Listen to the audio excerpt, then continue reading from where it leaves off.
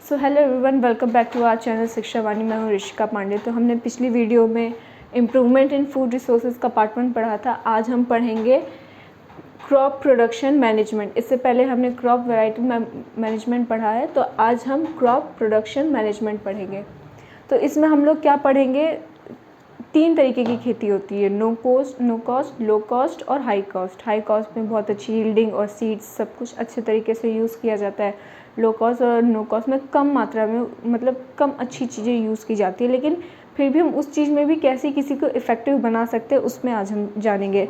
हम crop production management के बारे में, न्यूट्रिशन के बारे में जानेंगे कि प्लांट्स को न्यूट्रिशन कैसे मिलता है, मैन्योर, फर्टिलाइज़र, ग्रीन मैन्योर, और फिर फर्टिलाइज़र्स क्या होते हैं, इसके इम्पैक्ट, फिर इरिगेशन के बारे में जानेंगे, कितने कैसे कैसे इरिगेट हम कर सकते हैं, ड्रॉट के बारे में जानेंगे, फिर क्रॉप प्रोटेक्शन के बारे में जानेंगे। तो हम लोग स्टार्ट करते हैं क्रॉप प्रोडक्शन मैनेजमेंट से। जैसे मैंने बताया, ह्यूमन को जो बहुत ज़्यादा मात्रा में न्यूट्रिएंट्स चाहिए वो होता है मैक्रो, और जो कम मात्रा में चाहिए होता है माइक्रो न्यूट्रिएंट्स। वैसे ही हम प्लांट्स में भी देखते हैं, जो बहुत ज़्यादा मात्रा में चाहिए होता है उसे कहते हैं मैक्रो न्यूट्रिएंट्स, जिसमें होता है nitrogen, phosphorus, potassium, calcium, magnesium, sulphur.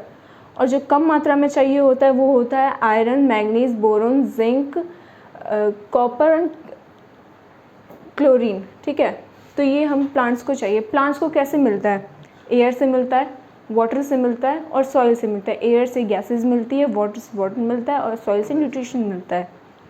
ठीक है, और इसके बाद हम जानेंगे कि मैन्योर क्या होता है। मैन्योर ऑर्गेनिक मैटर से बना हुआ खाद हम कहते हैं वो ऑर्गेनिक होता है, मतलब animal excreta, farm waste, plant waste, जो भी चीज़ ऑर्गेनिक है उन सब से जो हमें खाद मिलता है उसे हम मैन्योर कहते हैं। ये एनपीके मतलब नाइट्रोजन, फॉस्फोरस और पोटेशियम में रिच होता है। इसे प्लांट्स में जो डिफिशिएंसी होती है वो नहीं हो पाती। जैसे ह्यूमन बॉडी में विटामिन्स की कमी के कारण डेफिशिएंसी होती है, तो इन सब में नहीं, प्लांट्स में भी होती है। अगर हमको न्यूट्रिएंट्स प्रॉपर मात्रा में ना दे तो इससे उसको डेफिशिएंसी नहीं होती, अच्छी प्रोडक्टिविटी होती है प्लांट्स की। तो इसके बाद हम बताते हैं कि मैन्योर के फ़ायदे क्या हैं। मैं मैन्योर से स्टार्ट करें, न्यूट्रिशन इसका ख़त्म हो गया। मैन्योर और मैन्योर कितने तरीके के हो सकते हैं?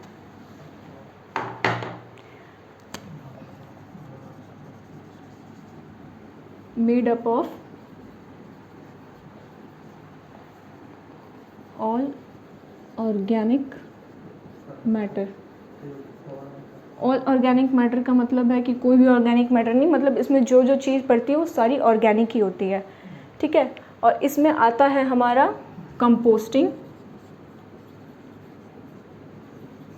और वर्मी कंपोस्टिंग।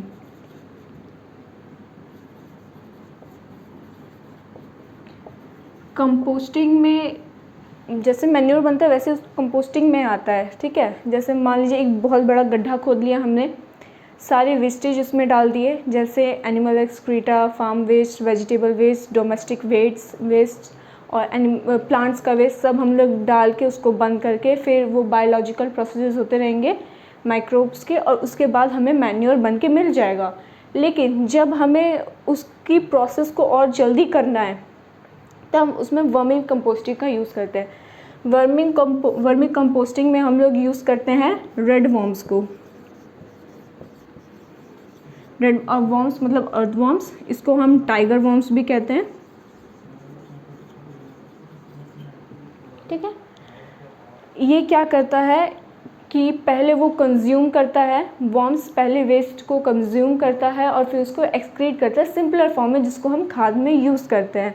ठीक है, और इससे जो हमको देता है उसको कहते हैं वर्म कास्ट, जिसको हम ब्लैक गोल्ड भी कहते हैं।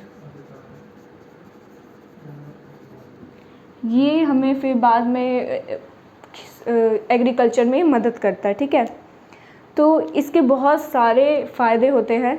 फ़ायदे में हम पहला कर सकते हैं कि सॉइल की जो फर्टिलिटी है वो बनी रहती है। फर्टिलाइज़र्स हम यूज़ करते हैं तो उससे सॉइल की फर्टिलिटी कुछ समय के लिए रहती है, उसके बाद वो ख़त्म हो जाती है। तो ये लॉन्ग पीरियड तक मैन्योर उसको फर्टाइल करके रख सकता है। सॉइल का स्ट्रक्चर ठीक हो जाता है, जो सैंडी सॉइल उसमें वाटर होल्डिंग कैपेसिटी बढ़ जाती है, और जो क्लेली सॉइल होता है उसमें जो वाटर लॉगिंग्स नहीं होती है, इससे गंदगी कम होती है, वाटर पॉल्यूशन नहीं होता, तो इसके बहुत सारे फ़ायदे हैं। इसके कुछ कॉन्स भी हैं, कॉन्स मतलब डिसएडवांटेज, जिसमें हम ये बहुत ज़्यादा स्मेली होता है, स्टिकी होता है, चिपचिपा टाइप का होता है, कभी कभी बहुत ज़्यादा वेट होता है। और एक प्रॉब्लम ये है ना कि कभी कभी ये बनने से पहले ही इसका प्रोसेस रुक जाता है, मतलब अभी तक वो बना नहीं है, मैन्योर पूरा खाद बना नहीं है, उससे पहले ही प्रोसेस रुक जाता है। तो ये इसके कुछ डिसएडवांटेजेस है, ठीक है। तो मैन्योर हमारा ऑल ऑर्गेनिक है। अब इसमें बाद हम बताने जा रहे हैं फर्टिलाइज़र्स को। फर्टिलाइज़र्स भी हम लोग खेती में यूज़ करते हैं, ये भी सॉइल को फर्टाइल करने के लिए यूज़ करते हैं, लेकिन एक शॉर्ट पीरियड तक ये सॉइल को फर्टाइल करके रख पाता है।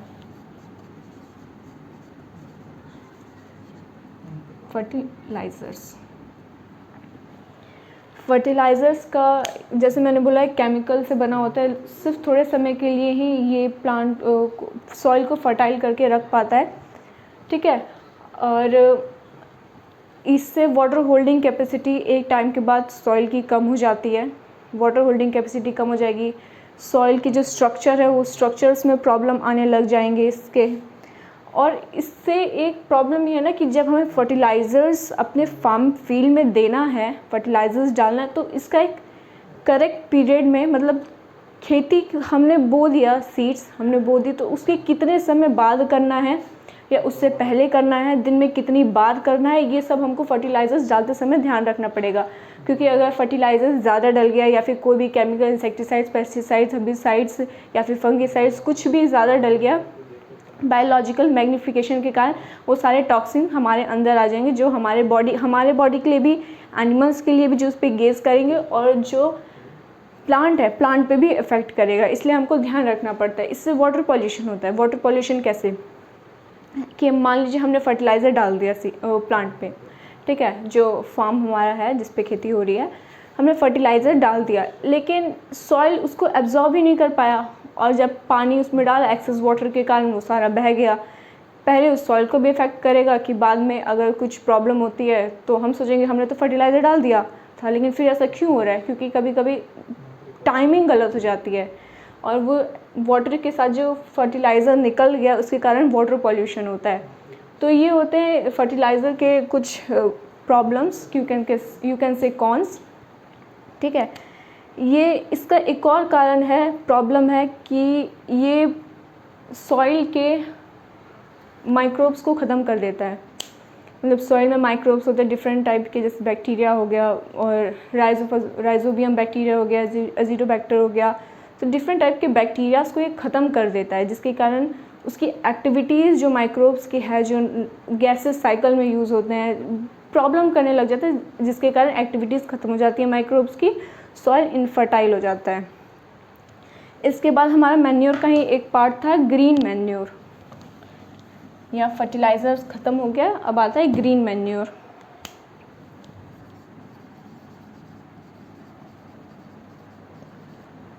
कभी कभी हम लोग खेती करने से पहले उसी ज़मीन पे सन हेम्प, जिसको सनई कहते हैं, या फिर गुआर, इन सब नाम की कोई चीज़ की, इन सब फसल की खेती कर देते हैं, और उसको जब तक वो हरी है उसके हरी स्टेट में उसको काट के उसको ज़मीन पे दोबारा कर देते हैं। इससे ज़मीन पे दोबारा लगा देते हैं, मंचन प्लगिंग, इसको एनसीईआरटी में वर्ड लिखा हुआ है, ठीक है। तो इससे क्या होता है कि सॉइल की जो फर्टिलिटी है वो बनी रहती है, माइक्रोब्स के जो ग्रोथ, जो हमारे यूज़फुल माइक्रोब्स हैं उनकी डेथ नहीं होती, और पीएच जो होता है हमारा सॉइल का वो मेंटेन रहता है, गैसेस के सर्कुलेशन में मदद करता है, और जो सॉइल से जो बनी हुई डिजीज़ होती है, जो सॉइल से होती है डिजीज़, वो उसको भी ख़त्म करता है, ठीक है। तो ग्रीन मैन्योर वो जो खेती हम पहले कर लेते हैं और फिर उसके बाद हम उसको उसी ग्राउंड पे अच्छे से एक तरीके से कहते हैं पूरा अच्छी तरीके से बिछा के फिर उसमें दोबारा उसमें खेती करते हैं, जो हमारी मेन फसल है जिसको हम करना चाहते हैं। इसकी एक डिसएडवांटेजेस है तो बहुत सारी, लेकिन एक मेन है कि इसको उगने के लिए चाहिए मॉइस्चर, ज़मीन मॉइस्चर लेता है, वाटर लेता है, तो आने वाले समय में जो फसल हमको करनी है उसके लिए थोड़ी सी ड्राइनेस पैदा हो जाता है, तो ये इसका एक कॉन है, ठीक है, कॉन्स मतलब डिसएडवांटेजेस। तो इसके बाद हम जानते हैं बायो फर्टिलाइज़र्स। बायो फर्टिलाइज़र्स वो जो इसमें जो all you can say microbes हो, जैसे मैंने बोला राइजोबियम, एजिडोबैक्टर, ब्लू ग्रीन एल्गे। और इसके बाद हमारा आता है बायो पेस्टिसाइड्स, मतलब जो पेस्ट को दूर रखे, जो बायोलॉजिकली हो, जो पेस्ट को दूर रखे, जिसमें आता है हमारा नीम और यू कैन से टर्मरिक, ठीक है। और इन सब को हम कैसे मैनेज कर पाते हैं, मिक्स्ड फार्मिंग से, इंटरक्रॉपिंग से, क्रॉप रोटेशन के कारण इन सब से हम इसको बचा सकते हैं। तो इसके बाद आता है हमारा इरिगेशन। नेक्स्ट टॉपिक है हमारा इरिगेशन।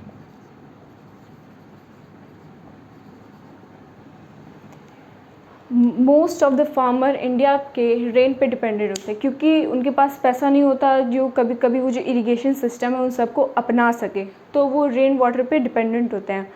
तो कभी कभी होती बारिश नहीं होती या फिर बारिश कम होती है तो सिंचाई अच्छे से नहीं हो पाती। जैसे हम राइस का ही एग्जांपल लेते हैं, वो हॉट और ह्यूमिड क्लाइमेट चाहिए उसके लिए, वैसे टेम्परेचर चाहिए, हॉट एंड ह्यूमिड क्लाइमेट चाहिए, और सन उसको प्रोलॉन्ग टाइम तक चाहिए, मतलब उसको अच्छी खासी सन की लाइट चाहिए, उसको अच्छी खासी मात्रा में वाटर भी चाहिए। तो मान लीजिए कभी बारिश नहीं हुई, कभी कोई प्रॉब्लम हुई, तो इरिगेशन में राइस के फार्मिंग में प्रॉब्लम हो जाएगी। इसलिए हम लोग इरिगेशन सिस्टम अपनाते हैं। ड्रॉट मतलब सूखा पड़ना।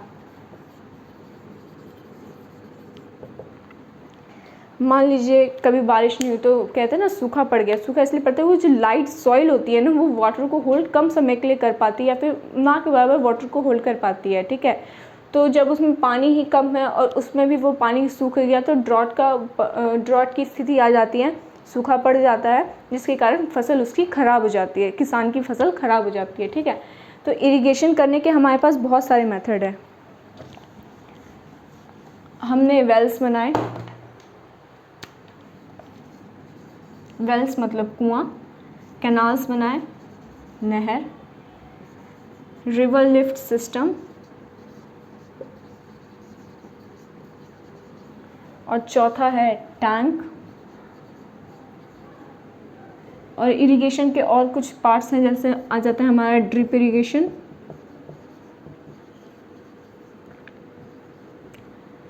टेरेस फार्मिंग,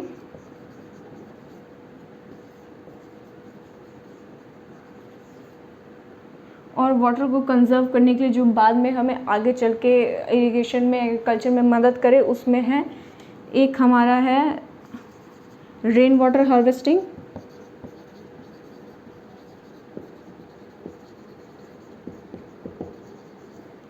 और दूसरा है हमारा वाटरशेड मैनेजमेंट।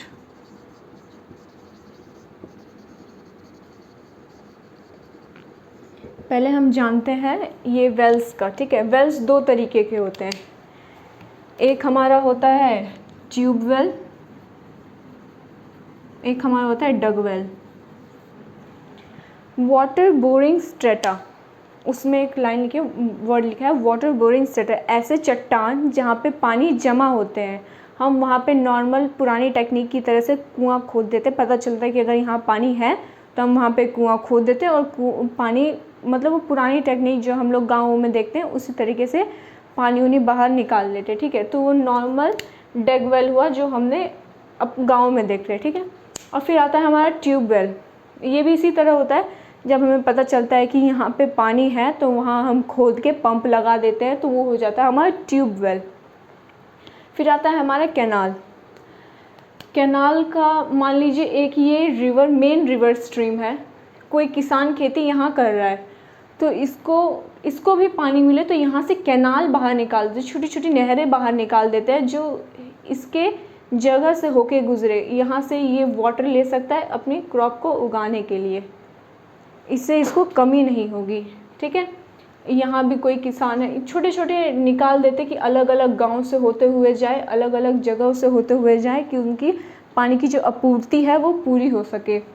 तो ये तो हमारा हो गया कैनाल्स। और lift river system, lift river system होता है, कैनाल में तो हमने देख लिया मेन रिवर की स्ट्रीम्स निकाल दी जाती है, लेकिन लिफ्ट रिवर सिस्टम में ये होता है ना कि हम डायरेक्ट रिवर से ही पानी लेते हैं। ये बात है कि इसमें अच्छी खासी टेक्निक यूज़ होती है, इसमें पावर सप्लाई अच्छी खासी चाहिए, तब हम लिवर लिफ्ट सिस्टम से अपना खेती कर सकते हैं। इसकी एक फ़ायदा ये है कि इससे ज़्यादा पानी वेस्ट नहीं होता है, ठीक है। और कैनाल्स तो हमने देख लिया, मेन स्ट्रीम से हम लोग जो लेते हैं। दूसरा आता है, चौथा आता है हमारा टैंक। हमने बड़ा सा गड्ढा खोदा, उसमें पानी आया, चाहे वो रेन वाटर हो, चाहे वो डायरेक्ट नहर से पानी, मतलब किसी भी तरीके से एक जगह पे पानी इकट्ठा कर देना। और ये टैंक वाला हमने राजस्थान में देखा, क्योंकि राजस्थान में पानी की कमी होती है, तो वहाँ के राजा महाराजों के महलों में हमने देखा होगा बहुत सारा बड़ा गड्ढा खोद दिया जाता है, उसमें वो पानी रखते हैं कि उसको बाद में आगे के लिए यूज़ करते हैं। वो उसको साफ़ करके खाने में भी यूज़ कर लेते हैं, नहाने में भी यूज़ कर लेते हैं, सिंचाई में भी यूज़ कर लेते हैं, ठीक है। और लिफ्ट रिवर सिस्टम का एग्जाम्पल है द कालेश्वरम,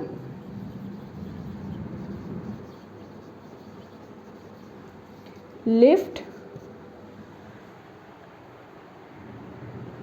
इरिगेशन प्रोग्राम। ये कर्नाटका में चलता है, गोदावरी रिवर के ऊपर, ठीक है। और कैनाल्स भी हम लोग राजस्थान में देखते हैं, जैसे इंदिरा गांधी कैनाल, जो वहाँ के किसानों को खेती करने में मदद करता है। इसके बाद आता है हमारा ड्रिप इरिगेशन। इसमें ट्यूब्स होती है, मीटर के साथ ट्यूब्स होती है, और जिसमें धीरे धीरे करके बूंद बूंद बूंद बूंद करके पानी आता है। इसमें 2 to 20 लीटर पानी पर आवर आता है।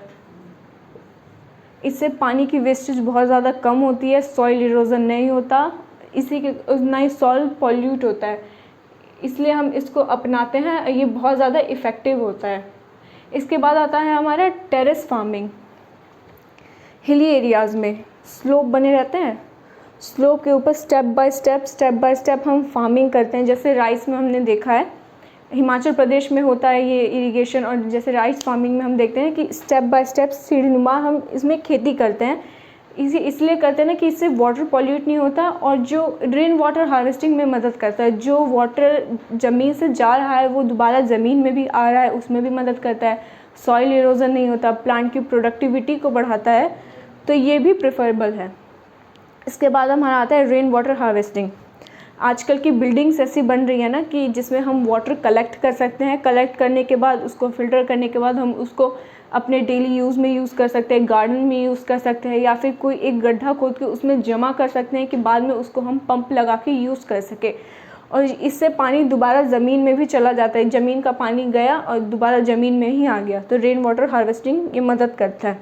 और दूसरा है वाटरशेड मैनेजमेंट। वाटरशेड मैनेजमेंट का ये है कि एक जगह है, ठीक है, बायोलॉजिकल लैंड है, उसमें बारिश का पानी इकट्ठा हुआ, पिघला हुआ स्नो इकट्ठा हुआ, चाहे रिवर से हो या पॉन्ड से हो, उसको फिर हम मैनेज करते हैं। अब एक गड्ढा बना हुआ है, पानी आया, उसको फिर मैनेज करेंगे, फ़िल्टर करेंगे, अपने काम के लिए यूज़ करेंगे, और ये फिर बाद में आगे रिवर से या फिर कोई और लेक से या फिर कोई सागर वगैरह से जाके कनेक्टेड हो जाता है, ठीक है। तो ये हमारा हो गया इरिगेशन सिस्टम, कैसे हम डिफरेंट तरीके से इरिगेट कर सकते हैं। तो इसके बाद हमारा आता है प्रोडक्शन में एक और क्रॉपिंग पैटर्न, कि मतलब हम किस तरीके से क्रॉप उगाए कि हमारा वो बहुत ज़्यादा यूज़फुल हो, इफ़िशिएंट हो, मतलब जितना हमें किया मोस्ट ऑफ द खेती हमारी यूज़फुल निकले, जिससे हम पैसा कमा सके, ठीक है। हमारा है क्रॉपिंग पैटर्न।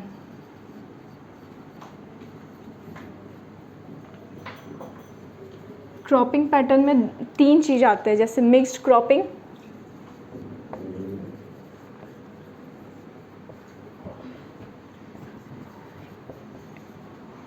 इंटरक्रॉपिंग, और हमारा 4th है क्रॉप रोटेशन।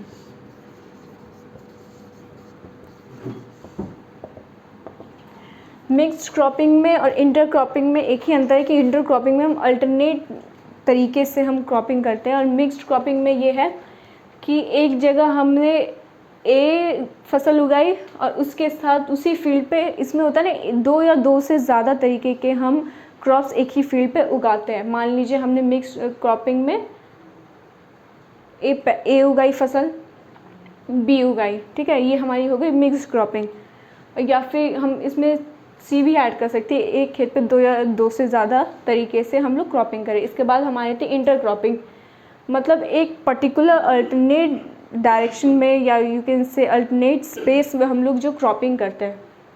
मान लीजिए पहले ए किया, फिर बी किया, फिर ए कर लिया, फिर बी कर लिया, और फिर मान लीजिए यहाँ से मतलब जिस हिसाब से लैंड है उसके हिसाब से। इसका ये फ़ायदा है कि जो बीमारी ए फसल को लग सकती है वो बीमारी बी फसल को नहीं लगेगी, ना ही सी को लगेगी।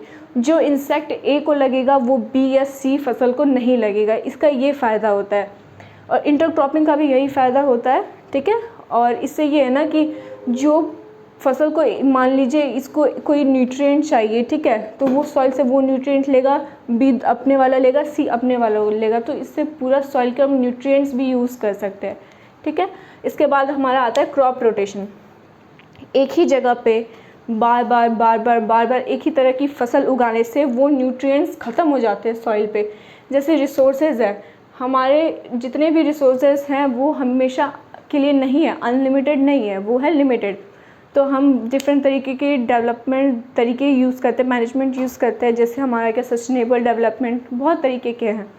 वैसे ही क्रॉप रोटेशन है, एक ही जगह पे एक ही चीज़ उगाते जाएंगे तो ज़मीन भी बंजर हो जाएगी, और दूसरी बात वो न्यूट्रिएंट्स भी कम हो जाएंगे, ठीक है। तो इसमें हम लोग ना क्रॉप चेंज कर देते हैं। मान लीजिए हमने क्रॉप उगाया आलू का, आलू उगाते गए तो इसमें वो बंजर हो जाएगी ज़मीन, तो उसके बाद हम उस पर तिलहन या दलहन की खेती कर लेते हैं कि जो वो न्यूट्रिएंट्स चला गया है वो दोबारा आ जाएगा, रिप्लेनिश हो जाएगा। तो ये क्रॉप रोटेशन का फ़ायदा होता है। और इन सब का यही फ़ायदा है कि एक ही डिजीज़ दूसरे को नहीं लगेगी, एक के इंसेक्ट्स दूसरे को नहीं लगेंगे, सॉइल के न्यूट्रिएंट्स का अच्छी तरीके से हम यूज़ कर पाएंगे। वाटर होल्डिंग कैपेसिटी भी बढ़ेगी सॉइल की, सॉइल का स्ट्रक्चर भी अच्छा होगा, ठीक है। तो ये हमारा यहाँ पे ख़त्म होता है क्रॉप प्रोडक्शन मैनेजमेंट। तो यहाँ हम पढ़ेंगे क्रॉप प्रोटेक्शन मैनेजमेंट, कि हम कैसे क्रॉप को प्रोटेक्ट कर पाएँ। क्रॉप को मेनली 3 चीज़ों से प्रोटेक्ट किया जाता है। इफ़ेक्ट उसको बहुत चीज़ें करती हैं, जिसमें मेन 3 है वीड्स, अनवांटेड प्लांट्स हम जिसको कहते हैं, insects and diseases, you can say micro organism,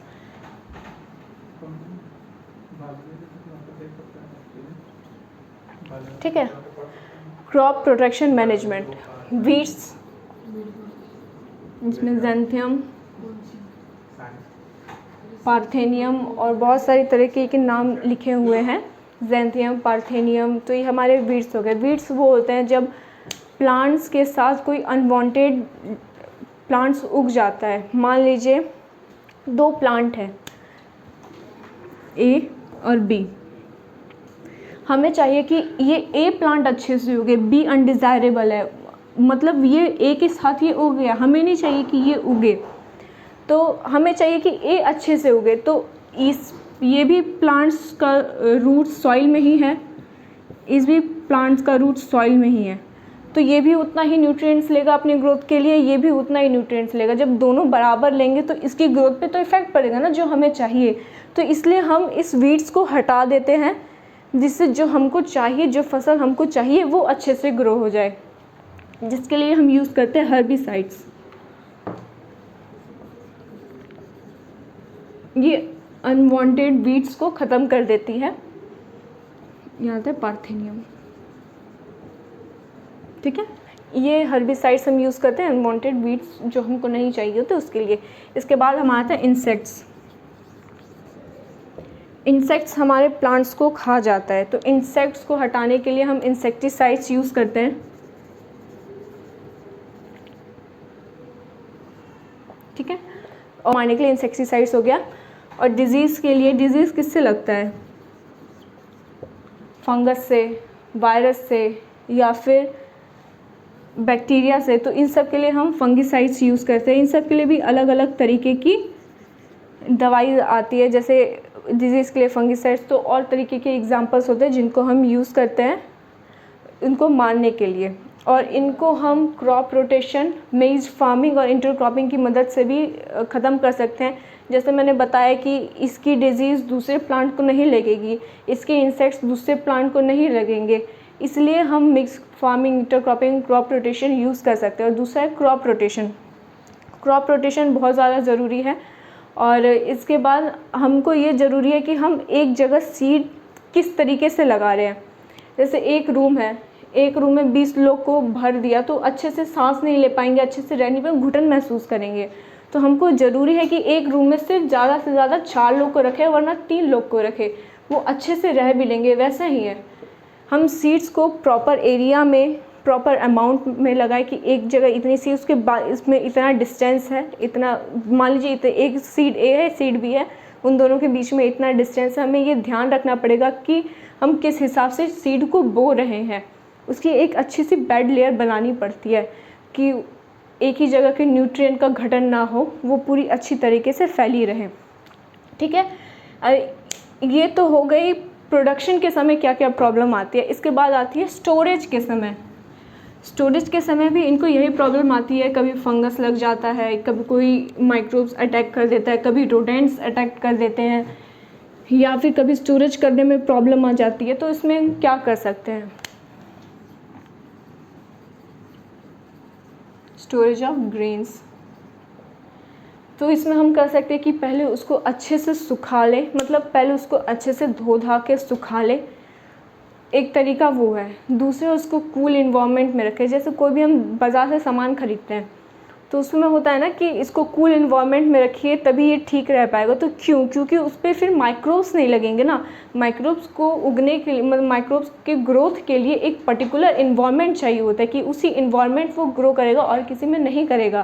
जैसे ब्रेड में हमारे फंगस लग जाए क्योंकि वो इन्वायरमेंट उसको मिल रहा है। ठीक है, तो हम उसको पहले कूल टेम्परेचर में रखें, कूल एरिया में रखें, या फिर अच्छे से धो के धूप में सुखा के रखें, या फिर जैसे बायो पेस्टिसाइड्स यूज़ करें, जिसमें आता है हमारा नीम और हमारा आता है टर्मरिक। ये हमारे पेस्ट को भी दूर रखता है, मतलब जो छोटे छोटे कीड़े मकोड़े होते हैं उनको दूर रखता है। कभी कभी रोडेंट्स को भी दूर रखता है। रोडेंट्स को दूर रखने के लिए कभी कभी हम ज़मीन से ऊपर भी ग्रेन अपना स्टोर करके रखते हैं। तो वो ज़मीन पे घूमेंगे, ज़मीन से ऊपर हम उसको स्टोर करके रखते हैं क्योंकि वो उसको ना पकड़ पाए, उसको ख़राब ना कर दे। ठीक है, तो यही है। तो आज का टॉपिक हमारा यहीं पे ख़त्म होता है। अगली वीडियो में हम एनिमल हस्बेंड्री के बारे में पढ़ेंगे। Thank you so much.